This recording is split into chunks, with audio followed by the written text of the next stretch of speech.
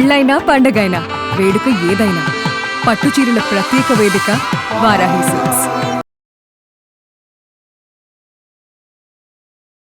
Suman TV ప్రేక్షకులకు నమస్కారం. ప్రస్తుతం మనతో పాటు ఉన్నారు ప్రముఖ ఆస్ట్రాలజర్ గోనుగుంట్ల సురేష్ బాబు గారు. ఎస్ అండి, ప్రతి మాసం కూడా గురువు గారి ద్వారా మనం ద్వాదశ రాశుల వారి రాశి ఫలాలు వింటున్నాము. మరి జూన్ మాసం ఎలా ఉండబోతుంది, జూన్ మాసంలో ప్రత్యేక పర్వదినాల గురించి వివరించడానికి గురువు గారు సిద్ధంగా ఉన్నారు. ద్వాదశ రాశుల వారి రాశి ఫలాలు ఎలా ఉండబోతున్నాయి, ప్రత్యేకంగా ఏ గ్రహాలు ఎలా సంచారం చేయబోతున్నాయి, మరీ ముఖ్యంగా చివర్లో జాతక రీత్యా అతిగా సఫర్ అవుతున్న వారికి ఎలాంటి పరిహారాలు పాటించాలి, గురుగారి మాటల్లో విందాం. గురుగారు నమస్కారం. గురుగారు సంధి గారు నమస్కారం అండి. గురుగారు, మరి అంతా కూడా ఎదురు చూస్తున్నారు, జూన్ మాసం ఎలా ఉండబోతుంది, ఇంకా చూసుకుంటే కనుక గురువు సంచారం మారబోతుంది అంటున్నారు, దాని గురించి తెలియజేస్తారా గురువు గారు ఒకసారి? ఓం గం గణపతయే నమః. స్వర్ణలక్ష్మి నమస్తే అస్తు. పరబ్రహ్మ స్వరూపిణి రాజ్యం దేహి ధనం దేహి సర్వకామాంచ దేహి మే. ముందుగా 12 రాసుల వారికి జూన్ మంత్లోకి చక్కగా ఎంటర్ అవబోతున్నాం కాబట్టి అందరికీ శుభాకాంక్షలు చెప్దాం. అమ్మవారిని స్వర్ణలక్ష్మి అమ్మవారిని ప్లస్ గణపతిని ఈ 12 రాసుల వారికి అష్టైశ్వర్యాలు భోగభాగ్యాలు ఇస్తూ చక్కగా చూడాలని చెప్పేసి నేను కోరుకుంటున్నాను. మరీ ముఖ్యంగా ఈ వీడియో ఎవరైతే చూస్తున్నారో వాళ్ళకి పరబ్రహ్మ స్వరూపిణి అమ్మవారు అంటారు. అంటే ఏంటి, వాళ్ళు ఎప్పుడు ఆనందంగా నవ్వుతూ ఉండాలి, చిరునవ్వుతూ ఉండాలి. వాళ్ళ దగ్గర చింతలు చీకులు చిరాకులు పరాకులు ఇది లేదు అన్న ఫీలింగ్ ఉండకుండా ఎప్పుడు పరబ్రహ్మతత్వం కలిగి ప్రతిదాన్ని శోభాయమానంగా దివ్యంగా చూడగల ఒక గొప్ప శక్తిని అందరికి ఇవ్వాలని చెప్పేసి మనం కోరుకుందాం. అంతేకాకుండా చూసే వాళ్ళకి ప్రతి ఒక్కరికి అధికారాన్ని, పవర్ని, స్టేటస్ని, దర్జాన్ని, దర్పాన్ని, డిగ్నిటీ అంతా ఇవ్వాలని చెప్పేసి అమ్మవారిని కోరుకుందాం. ధనం అయితే ఇంకా అసలు మనం ఇది లేదు ఇక్కడ లేదు అక్కడ లేదు అనుకోకుండా ఎప్పుడు వాళ్ళంట ధనం ఎక్కడ పోతే అక్కడ ఉండాలని చెప్పేసి మనం కోరుకుందాం. ముఖ్యంగా ఇంకొకటి ఏమంటే సర్వకామార్థ సిద్ధి. వాళ్ళ మనసులో ఎలాంటి కోరిక ఉన్నా కానీ ఇమ్మీడియట్లీగా ఆ మూమెంట్లో నా కోరిక అంతా నెరవేరేలాగా అమ్మవారిని మనం అందరినీ కరుణతో చక్కగా ఆశీర్వదించి మనకి చక్కగా చేయాలని చెప్పేసి అమ్మవారి యొక్క కృపా కటాక్షం మన మీద ఉండాలని చెప్పేసి మనం కోరుకుందామండి. మీ నోటి ద్వారా ఆశీస్సులు మా అందరికి కూడా అదృష్టంగా భావిస్తున్నాం గురువు గారు. మరి ఎలా ఉండబోతుంది ఈ జూన్ మాసం, ఏంటి ప్రత్యేక దినాలు ఏమైనా ఉన్నాయా, జూన్ విశిష్టత? జూన్ మనకి అధిక జ్యేష్ఠ మాస పౌర్ణమితో స్టార్ట్ అయ్యి నిజ మాస పౌర్ణమితో ముగుస్తుందండి. అంటే కరెక్ట్గా 15 రోజులు వచ్చేటప్పటికి అధిక మాసం ఉంటుంది, మిగతా 15 రోజులు వచ్చేటప్పటికి నిజ జ్యేష్ఠ మాసం ఉంటుంది. ఈ అధిక మాసంలో జనరల్గా ముహూర్తాలు, పెళ్లిళ్ళు, దేవాలయాలు ఇలాంటి పనులేమి చేయరు. తర్వాత ఇళ్ళు కట్టుకోవటం లాంటివి చేయరు. కొన్ని పూజలు అవన్నీ చక్కగా చేసుకోవచ్చు. దోష నివారణ పూజలు అవన్నీ చక్కగా చేసుకోవచ్చు. అలాంటి వాటిలో అయితే ఇబ్బంది ఏమీ లేదు. తర్వాత ఎప్పుడైతే 15వ తారీఖు మనకి నిజ జ్యేష్ఠ మాసం వస్తుందో అక్కడి నుంచి మనకి వివాహాలు, ముహూర్తాలు అవన్నీ ఉన్నాయి. హడావుడి అంతా మళ్ళీ స్టార్ట్ అయిపోతుంది. ఉన్నా కానీ ఈ 15 రోజులు కూడా మనకి షాపింగ్లు చేయటం, అవి చేయటం, ఇవి చేయటం, పండగ వాతావరణమే ఉంటుందని మనం చెప్పుకోవాలన్నమాట. సో ఇందులో ఇది మీరు చెప్పిన విధంగా 2-3 విశిష్టతలు ఉన్నాయండి. ఒకటి 2 శని త్రయోదశులు ఈ మాసంలో ఉన్నాయి. 2 శని త్రయోదశి. కొన్నిసార్లు శని త్రయోదశి 3 నెలలు 4 నెలలు కూడా ఉండదండి. కానీ ఈ మాసంలో 2 శని త్రయోదశులు ఉన్నాయి. అది ఒకటి. తర్వాత ఏరువాక పౌర్ణమి అంటారండి. అంటే నిజ జ్యేష్ఠ మాస పౌర్ణమిని ఏరువాక పౌర్ణమి అంటారు. అంటే మనకి పర్టికులర్గా విలేజెస్లో అరకలు దున్నటం, సో అగ్రికల్చర్ వర్కుల పనులు అంతా స్టార్ట్ చేయటము అక్కడ నుంచి చేస్తూ ఉంటారు. ఏమన్నా మా విలేజ్లో కూడా ఇప్పటికీ ఆ పద్ధతి ఆచారం ఉందండి. సో ఎద్దులకి శుభ్రంగా క్లీన్ చేసి రంగులేసి వాటికి కొమ్ములకి వాటికి గంటలు అవన్నీ కట్టేసి చిక్కాలు కట్టి ఇవన్నీ కట్టేసి ఆ రోజు ఫస్ట్ టైం దేవుడి గుడి చుట్టూ 3 రౌండ్లు వేసి ఇంకా అరకలు దున్నటానికి పొలాలకు వెళ్ళిపోతారు అనమాట. అది ఆ రోజు వర్షం కూడా పడుతుంది.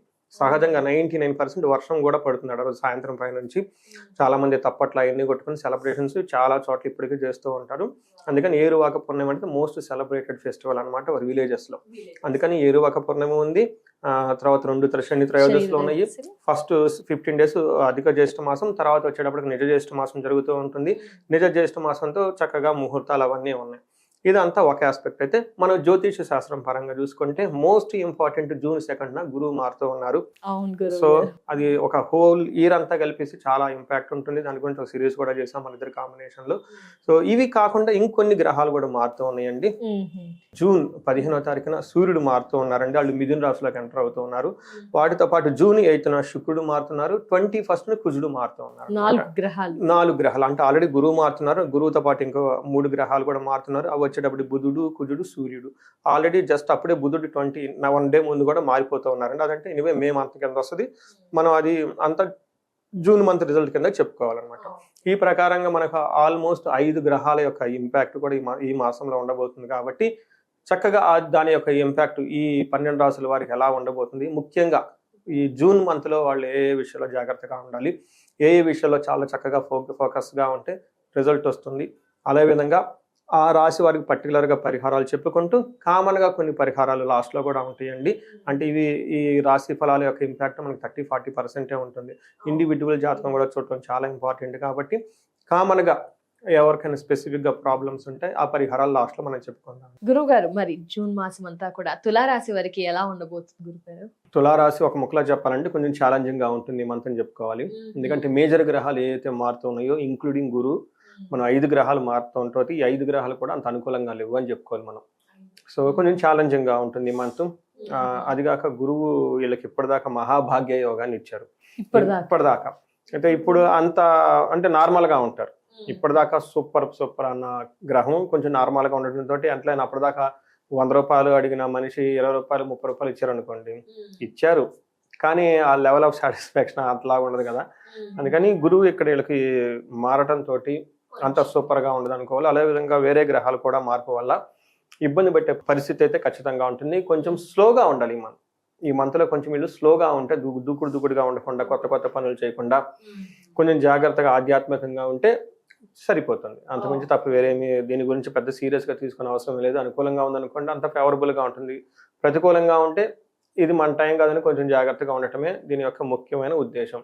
ఇన్ కేసు ఏదన్నా వాళ్ళ చుట్టూ అనుకూలంగా లేదనుకోండి, దానికి టెన్షన్ పడకుండా, హైరాణ పడకుండా, బెంబేలు ఎత్తకుండా ఇదేంటి అని అనుకోకుండా ఇది ఉంటుంది టెంపరీ పీరియడ్ అని ఒక రియలైజేషన్ గురించే ఈ రాశి ఫలాలు తెలుసుకోవటం మెయిన్ యొక్క పర్పస్. అయితే కొంతమంది సీరియస్గా ఉంటారు కాబట్టి అది డిఫరెంట్ ఇష్యూ. ఇండివిజువల్ జాతకం చూపించుకోవాలి. మనకి ఏం చెప్తారంటే మహర్షులు సూక్ష్మ గోచారం, లఘు గోచారం అనే ఒక కాన్సెప్ట్ ఉంది. దీంట్లో ద్వేషం, శోకం, విఘ్నం, కలహం ఇవన్నీ నెగిటివ్గానే ఉన్నాయి కదా వర్డ్స్ అని. సో వీళ్ళకి వాతావరణం అంతా ద్వేషపూరితంగా ఉంటుంది. వీళ్ళ చుట్టూ అంతా వీళ్ళు బాగానే ఉంటారు, పక్కన వాళ్ళంతా ద్వేషించే వాళ్ళు ఎక్కువ ఉంటారు. అలానే శోకం, విపరీతమైన శారీరకంగా అలసట ఉంటుంది. ఏదైనా పని చేస్తే అందులో ఆటంకాలు ఉంటాయి. ఫైనల్గా వచ్చేటప్పుడు గొడవలతో ముగుస్తుంది. సో ఇది ఈ మంత్ వీళ్ళు ఎక్స్పెక్ట్ చేసుకోవచ్చు.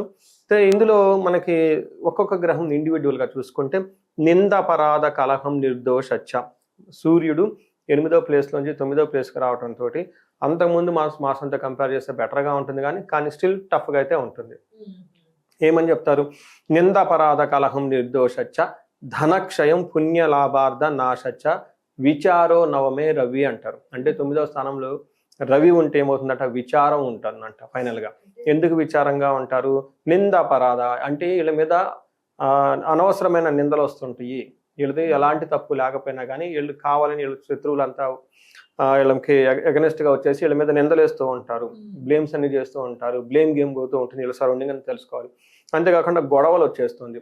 నిర్దోషచ్చ అంటే వీళ్ళలో ఎలాంటి తప్పు లేకపోయినా కానీ చాలా తప్పులు చేస్తామని చెప్పేసి వీళ్ళతో గొడవలు పడేవాళ్ళు ఎక్కువ ఉంటారు. ధనక్షయం, ధనం అనేది కోల్పోతూ ఉంటారు.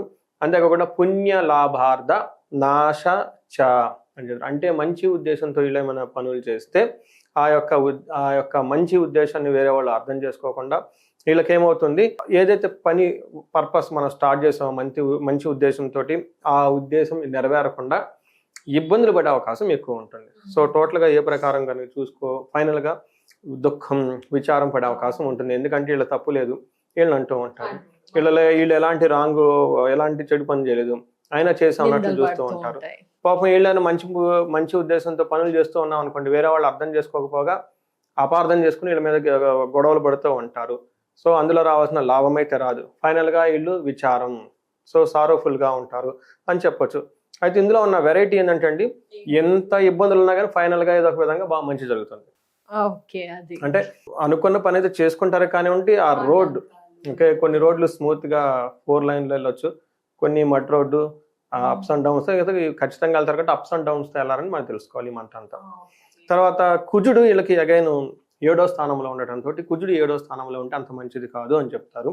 ఏ ప్రకారంగా మహర్షులు సంస్కృతిలో ఏం చెప్తారంటే అన్న వస్త్రాది రాహిత్యం సదా క్లేశ స్వబంధుభి కువార్త పుత్ర భాతృణం క్రోధ సప్తమగే కుజ అంటారు. అంటే గురువు గారు కుజ అంటే కుజుడు ఎక్కడున్నాడు? వీళ్ళకి 7వ ఇంట్లో ఉన్నారనమాట. వీళ్ళ రాశి నుంచి కౌంట్ చేసుకుంటూ వెళ్ళిపోతే ప్రస్తుతానికి 7వ భావంలో ఉన్నారు.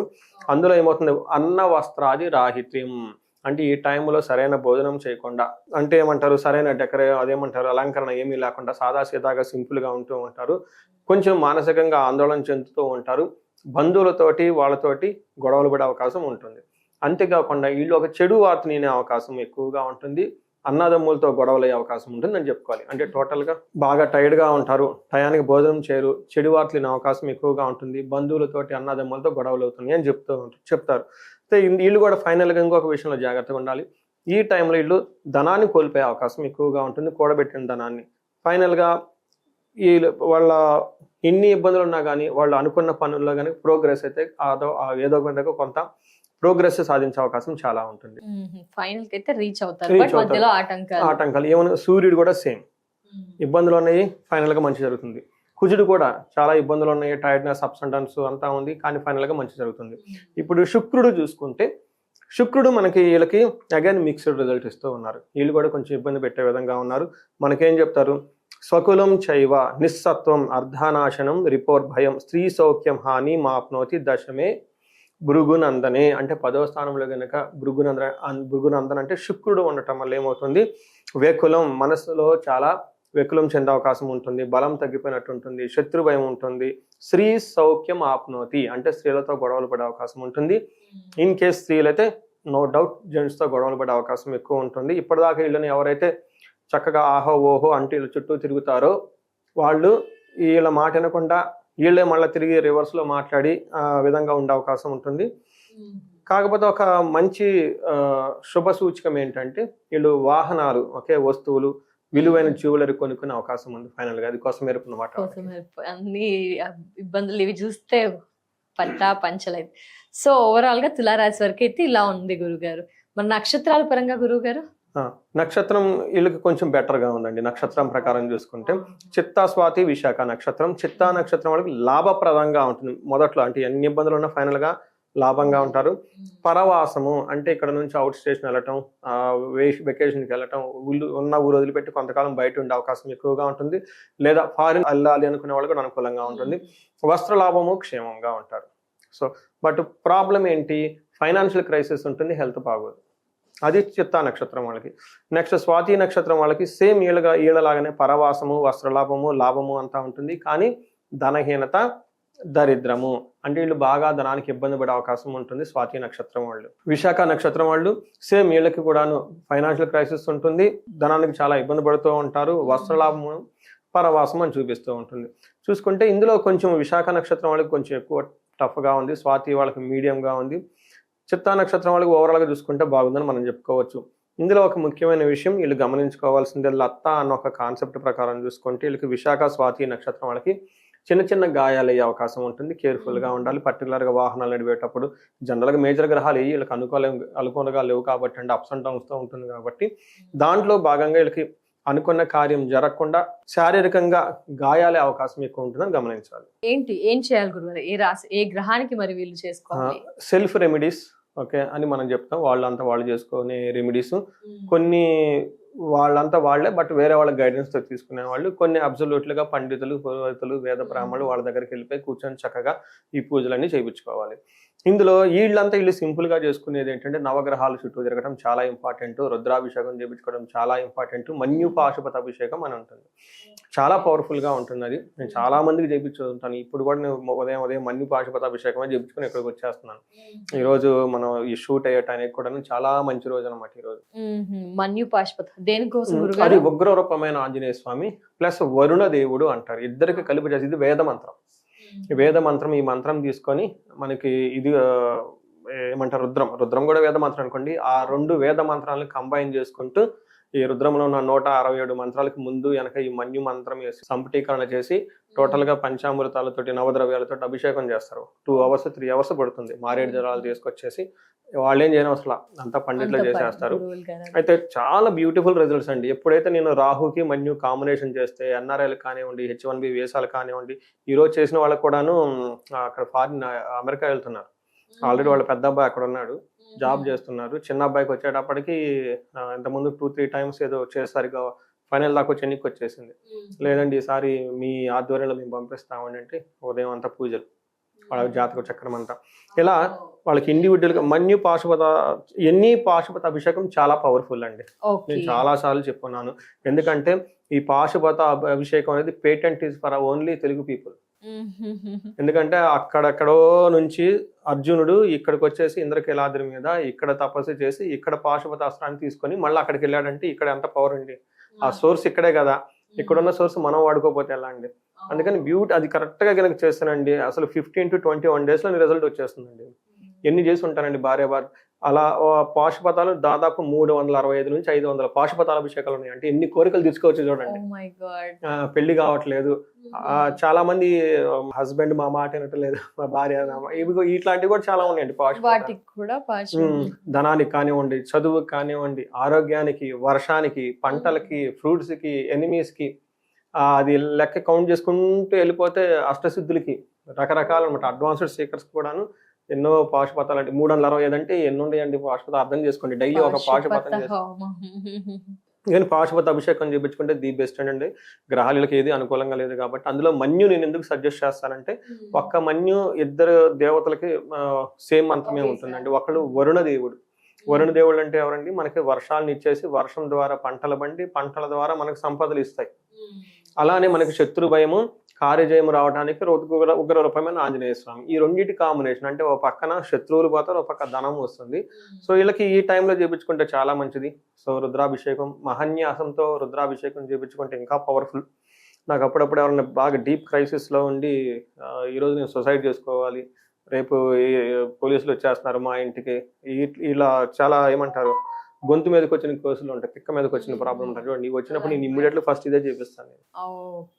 చాలా పవర్ఫుల్. అవి చేయించుకుంటూ మిగతా ఇండివిజువల్ జాతకం చూపించుకుంటే బాగుంటుంది. గురువు గారు రాసుల వారి రాశి వివరాలు అయితే తెలియజేస్తున్నారు. ఏంటంటే ఇది 40 to 50% వరకు మాత్రమే ఇంప్లిమెంట్ అవుతుంది అంటారు. బట్ ఇండివిజువల్ జాతకాలు కూడా చెక్ చేస్తుంటారు. వాళ్ళు చాలా మంది సఫర్ అవుతుంటారు, పెళ్లిళ్ళు కాక, పిల్లలు పుట్టక, ఉద్యోగాలు దొరక్క, సరైన సెటిల్మెంట్ లేక.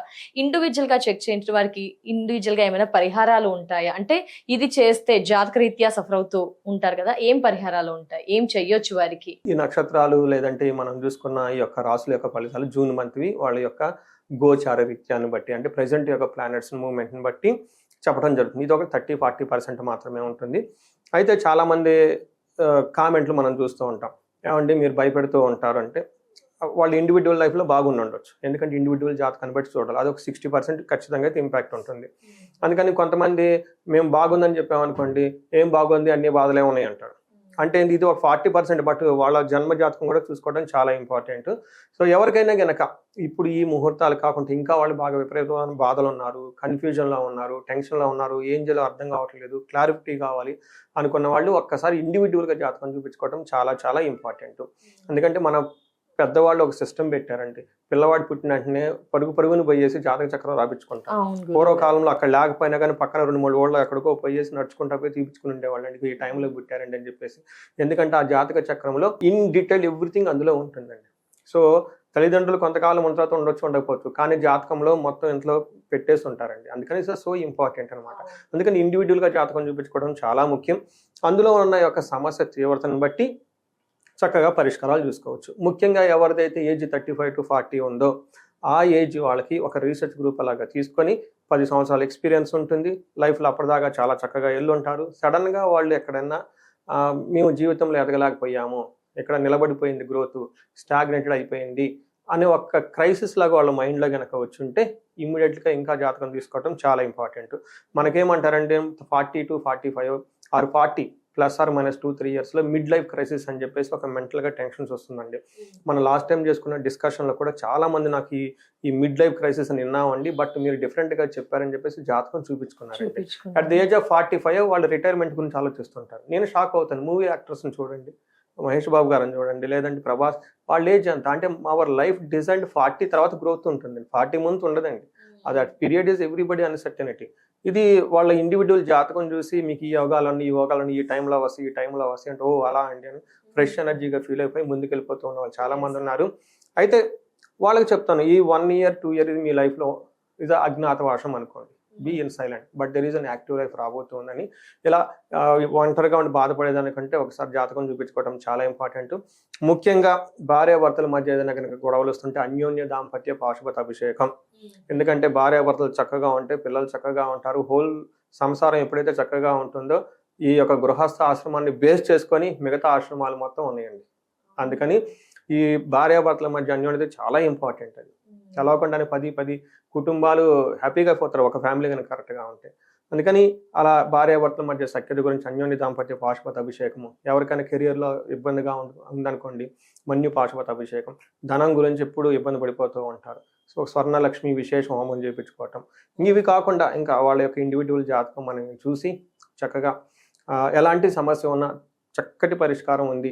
ముందు జాతకం చూపించుకోండి, తీవ్రత చూసుకోండి, తీవ్రతను బట్టి పరిష్కారం చేసుకోవాలి. చాలా మందికి మనం చెప్పుకునే విధంగా 30 to 45 మధ్యలో ఉన్న వాళ్ళకి యోగాలు శాపాలని యాక్టివేట్ అవుతూ ఉంటాయి. ఒకసారి యోగా స్కానింగ్ అంతా చేసేసి ఇచ్చేసాం. అక్కడ నేను ఎలా ఇస్తున్నాను, రేటింగ్ ఇచ్చేస్తాను. ఈ శాపం మీ రేటింగ్, ఈ శాపం ఎంత ఉంది, పరిహారం ఉంటుంది కదా, ఉంటుంది.